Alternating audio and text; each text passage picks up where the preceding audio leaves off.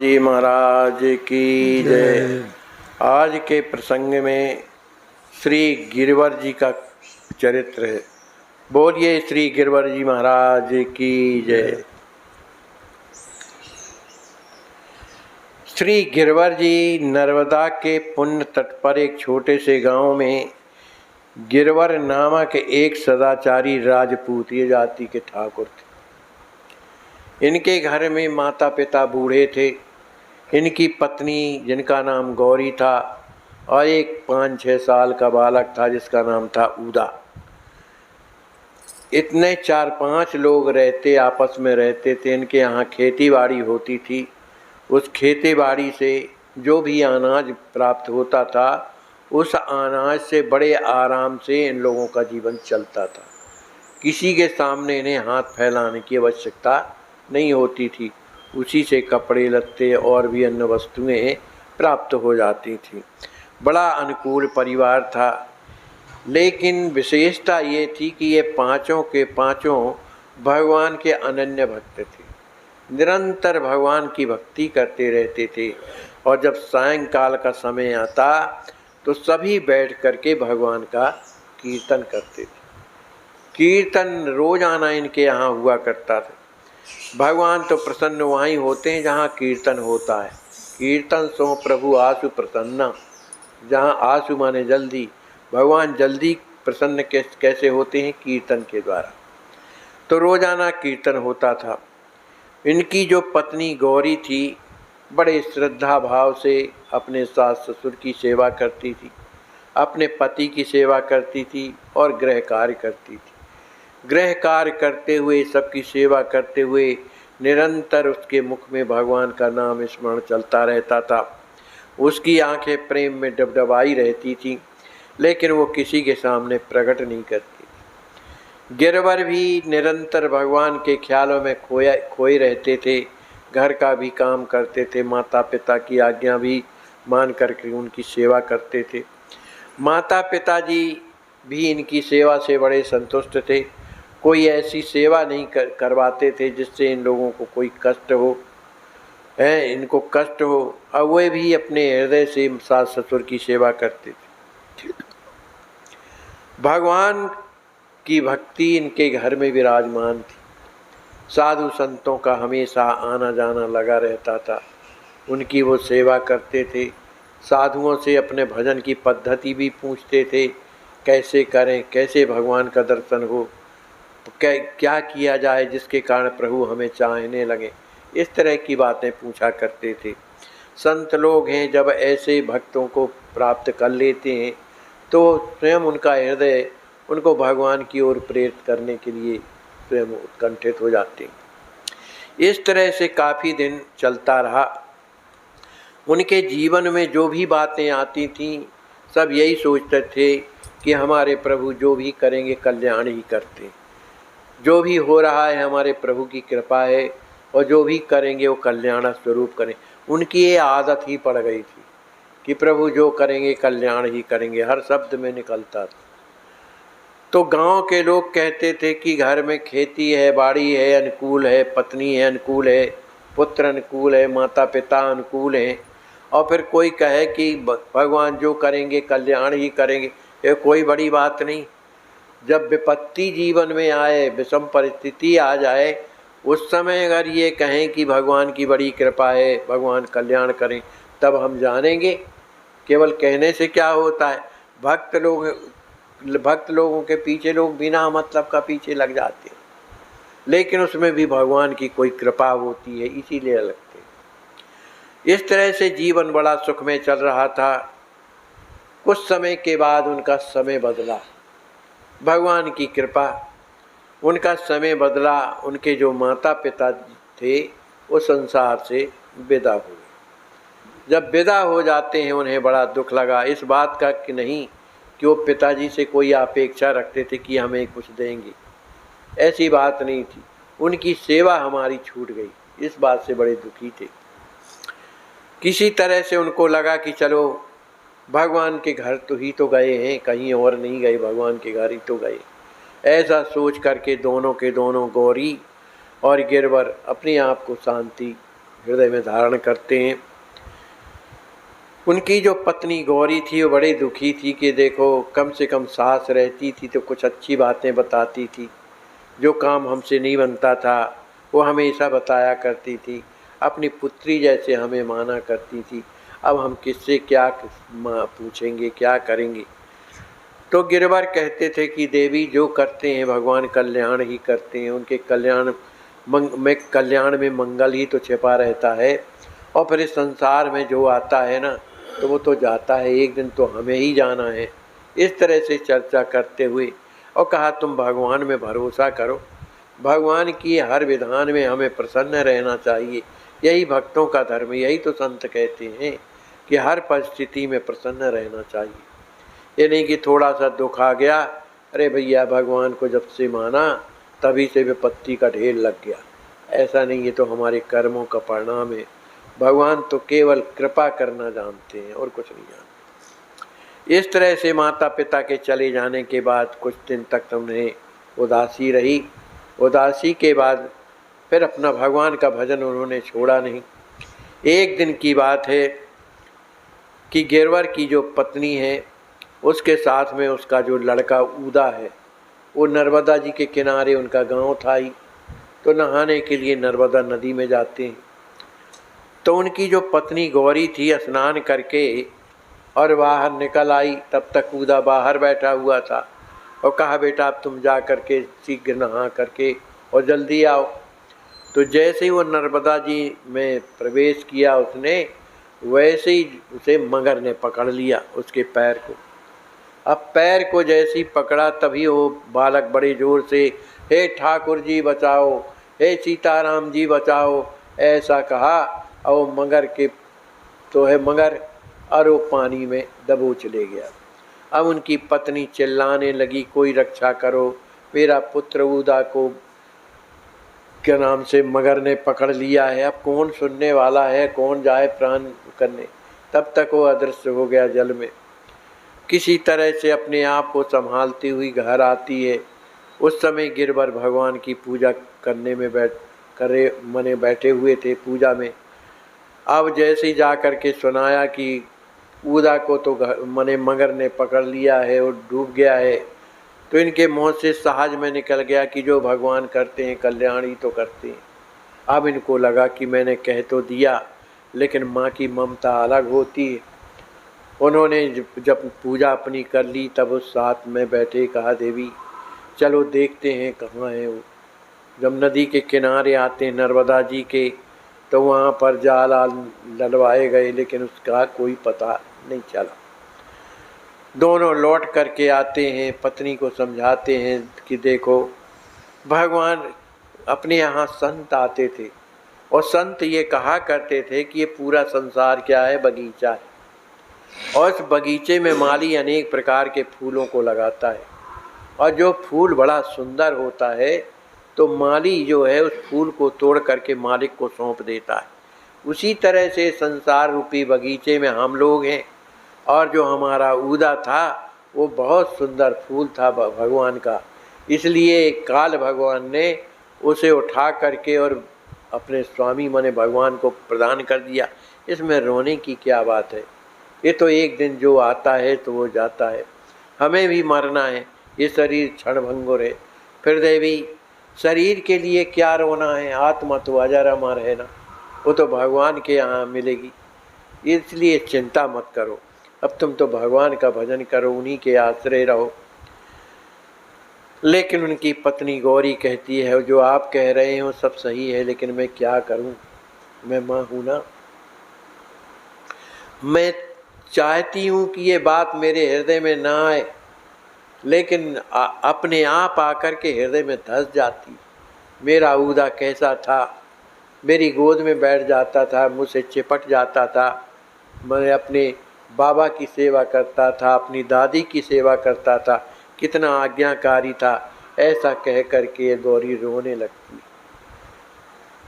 गिरवर उन्हें समझाते हैं देवी अरे जब मैं कह रहा हूँ कि भगवान का प्रत्येक विधान मंगल में होता है, कल्याण में होता है, तो उनके विधान में तुम रोती क्यों?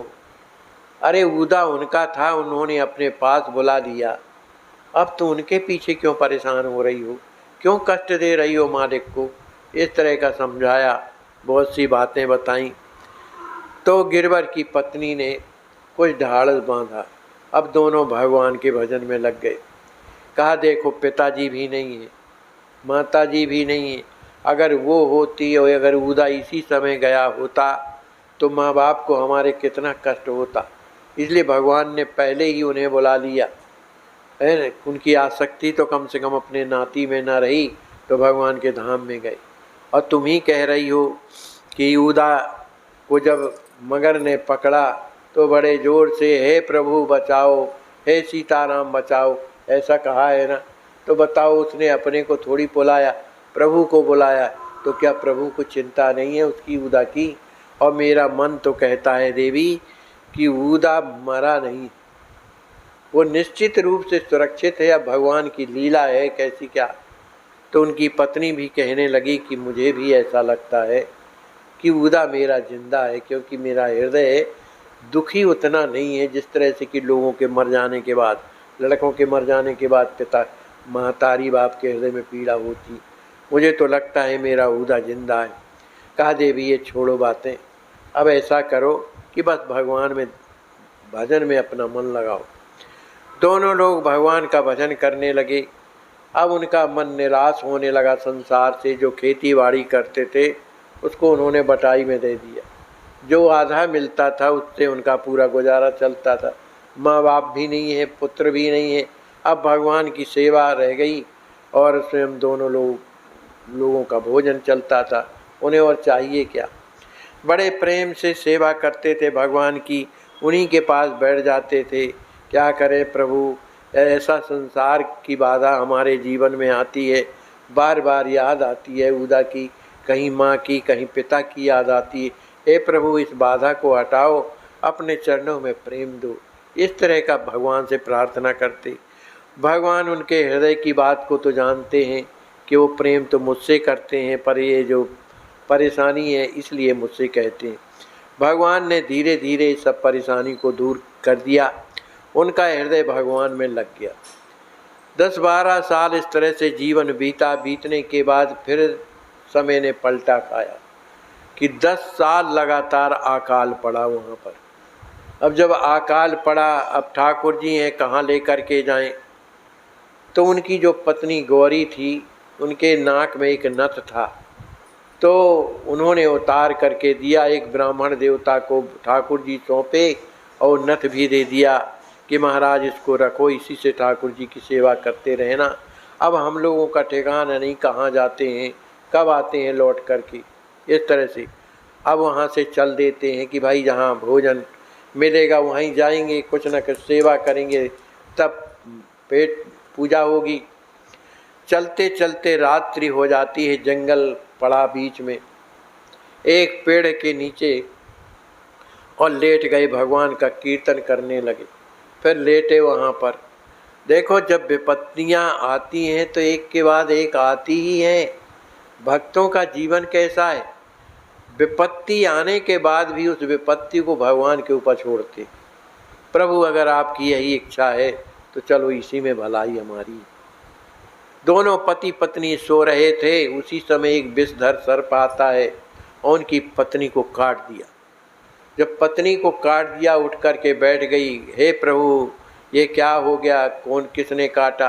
अब रात्रि का तो समय था, लगा कि कुछ काला काला यहाँ से गया। अब उनके पति भी गिरवर उठ के बैठ गए, देखा अब उधर कहाँ माचिस, कहाँ दिया सलाई, कुछ भी नहीं। लेकिन अनुभव किया कि ये तो सर्प है, खून बह रहा था, उसको पोंछा पाछा। अब जैसे जैसे जहर चढ़ने लगा वैसी वैसी पत्नी का जो कीर्तन था कम होने लगा। उस स्थिति में भी वो कीर्तन कर रही थी भगवान का, सीताराम सीताराम सीताराम सीताराम ऐसा रट रही थी। उनके पति भी सीताराम सीताराम कि चलो जो अब भगवान की इच्छा होगी तो होगा।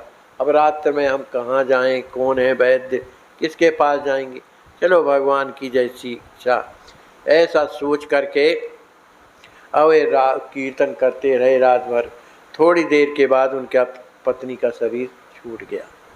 जब पत्नी का शरीर छूट गया तो उन्होंने भगवान की लीला समझी।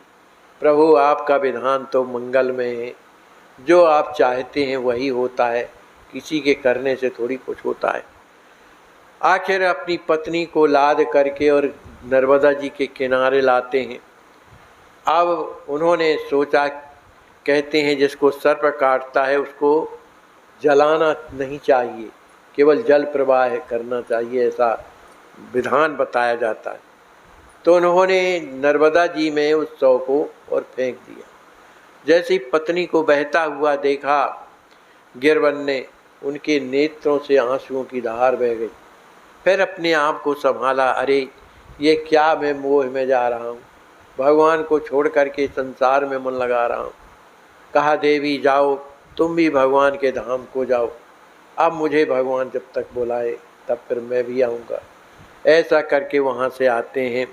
वो आकर के उस जंगल को छोड़ करके दूसरे जंगल में चले जाते हैं। अब उन्होंने सोचा कि भगवान ने तो बड़ी कृपा की, ये शक्ति कब आती है, जब आदमी निरंतर भगवान का नाम स्मरण करता है। भगवान का जब नाम स्मरण रात दिन करता है तो शक्ति अपने आप भगवान उसे प्रदान करते हैं, नाम देता है। अब वो रात दिन भगवान का नाम लेने लगी। अब उनने सोचा, वाह प्रभु आपकी कितनी बड़ी कृपा, माता पिता से दूर किया, लड़के से भी दूर किया, जो मेरी ममता लगी हुई थी पत्नी गौरी से उसको भी आपने दूर कर दिया। अब तो प्रभु मैं आपका हो गया ना, अब तो मेरा कोई नहीं है आपके अलावा, अब तो आप मुझ पर कृपा करो, अब मैं आपके सहारे हूँ, जहाँ मुझे रखोगे मैं वहीं रहूँगा। इस तरह से वो जंगलों में रहने लगे। कंद फल फूल जो मिलते थे उसी का आहार करते थे। लेकिन अब इनके जीवन में बैराग आ गया। इतना बैराग उमड़ने लगा कि इन्हें अच्छा नहीं लग रहा था। बार बार प्रभु से प्रार्थना करते थे, हे प्रभु अब कृपा करो, अब दर्शन दो, अब नहीं रहा जाता है, कहाँ जाऊँ, किससे कहूँ, मुझे शांति नहीं है, संसार में नहीं, आपके बिना मुझे अच्छा नहीं लग रहा, इसलिए आप मुझे दर्शन दीजिए। इस तरह से बड़े दुखी होकर के भगवान को पुकारने लगे। भगवान भी अपने भक्ति की परीक्षा लिया करते हैं कि हमको कहाँ तक मानता है, क्या करता है। अब उनकी लीला तो वो जाने, किसको कब दर्शन देना है ये उनकी बात है, ये किसी वेद पुराणों में नहीं लिखा रहता। गुरुदेव तो केवल रास्ता बताते हैं कि इस रास्ते में परमात्मा का घर है, चलते चलो, पर चलना तुम्हारे बस की बात। उसमें क्या क्या होता है ये खुद रास्ते में आपको अनुभव होगा, पर उनका दर्शन, उनकी कृपा तो उन्हीं के ऊपर है। क्योंकि वो साधन साध्य के परे, वो किसी साधन में परम स्वतंत्र न सुर पर कोई, जो जैसा चाहते। तभी अगर ऐसी बात होती तो बहुत से ऐसे पापी जिन्होंने भजन नहीं किया भगवान ने उनको दर्शन दिया है। अब बहुत से ऐसे हुए हैं कि जीवन भर पर्यंत भजन करते करते मर गए। प्रहलाद जी के, ध्रुव जी की यही स्थिति नहीं थी, कई जन्म व्यतीत कर दिए, तब उन्हें 5 साल की अवस्था में जब ध्रुव हुए तब उन्हें भगवान का दर्शन हुआ। तो ये उनकी इच्छा के ऊपर है, ये नहीं कि ऐसा करो तो ऐसा हो जाएगा, ऐसा करो तो ऐसा हो जाएगा। हाँ, गुरुदेव रास्ता बताते हैं, पर जो रास्ता बताते हैं वो बिल्कुल सही रास्ता है। अब उन्नति करना आपका काम है, अपने हृदय में उस तरह की योग्यता लाना ये हमारा काम है। और भगवान से प्रार्थना करो तो उस तरह की योग्यता अपने आप भगवान प्रदान करते हैं। आप कुछ नहीं कर सकते हैं, बस उनके रास्ते में चलो। इस तरह से वो बड़े दुखी हो रहे हैं, कहीं सिर अपना कूटने लगते हैं। इतनी ज़्यादा बेचैनी बढ़ गई, इतनी ज़्यादा बेचैनी बढ़ गई कि उनसे रहा नहीं जा रहा, उनका हृदय फटा जा रहा है। हे प्रभु, लगता है बिना आपके दर्शन के ये हृदय जो है फट जाएगा, क्या आपके दर्शन कर पाएगा। हे प्रभु अब तो कृपा करो। जब उस तरह की स्थिति जीवन में कि उनके बिना, एक दिन महाराज बता रहे थे कि बेचैनी किसको कहते हैं, कि एक संत ने एक अपने शिष्य को जल के नीचे दाब दिया, अब वह कबका रहा था कि मैं ऊपर कब आऊँ। ऐसी जब पीड़ा हृदय में होती है कि प्रभु अब कब मिलोगे, ऐसी व्याकुलता जब आती है तब भगवान का दर्शन होता है। तो इस तरह की स्थिति आ गई। अब तो वो सोचने लगा अब तो भगवान का दर्शन नहीं होगा, भगवान से ना रहा गया। वह जंगल वृंदावन में पलट गया, माने अयोध्या में पलट गया। वहाँ पर बगल में जो नर्मदा जी बह रही थी वो सरजू के रूप में प्रवाहित होने लगी। बड़े बड़े विशाल मंदिर दिखने लगे, जहाँ देखो कीर्तन होने लगा, जहाँ देखो सीताराम की जयकारा हो रही है। ऐसा सब देखते देखते और क्या देखते हैं कि उसी जंगल के बीच में एक दिव्य सिंहासन रखा हुआ है। उस दिव्य सिंहासन में श्री सीताराम जी महाराज विराजे हुए हैं। उस श्री सीताराम जी की उस छवि को देख करके गिरवर दौड़े दौड़े जाते हैं और चरणों में गिर जाते हैं। जब गिर जाते हैं प्रभु उन्हें उठा करके अपने हृदय से लगा लेते हैं। कहा, गिरवर तुमने मेरे लिए कितना कष्ट सहा, तुमने मेरी कितनी मेरे लिए भक्ति की, तुमने सब कुछ छोड़ करके केवल मन मुझ में लगाया। मैं बहुत प्रसन्न हूँ, पर चिंता मत करो, तुम्हें मेरे साथ चलना है, मेरे धाम को मेरे साथ चलना है। और जो तुम्हारी पत्नी है ना और तुम्हारा पुत्र है वो बाद में आएंगे, लेकिन तुम मेरे साथ अभी चलोगे। ऐसा कहा तो गिरवर ने पूछा, प्रभु वो लोग कहाँ हैं? कहा, वो संसार में हैं, अभी उन लोगों का उस तरह की स्थिति नहीं है, लेकिन तुम्हारे हृदय में ऐसी जो स्थिति प्रकट हो गई, जो विरह व्याकुलता तुम्हारे हृदय में आई, पात्रता आ गई, इसलिए हम तुम्हें लेने के लिए आए हैं, तुम चलो। ऐसा जब कहा तो गिरवर ने प्रभु के पाद पद्मों में अपना सिर रखा और वहीं पर उसके ब्रह्मांड से एक ज्योति निकलती है जो प्रभु के चरणों में समा जाती है और उसका शरीर वहीं पर पड़ा रहता है। सब अंतर ध्यान हो गए प्रभु। अब उनका शरीर का क्या होना है ये कल के प्रसंग में हम आप लोग श्रवण करेंगे। बोलिए श्री सीताराम जी महाराज की जय।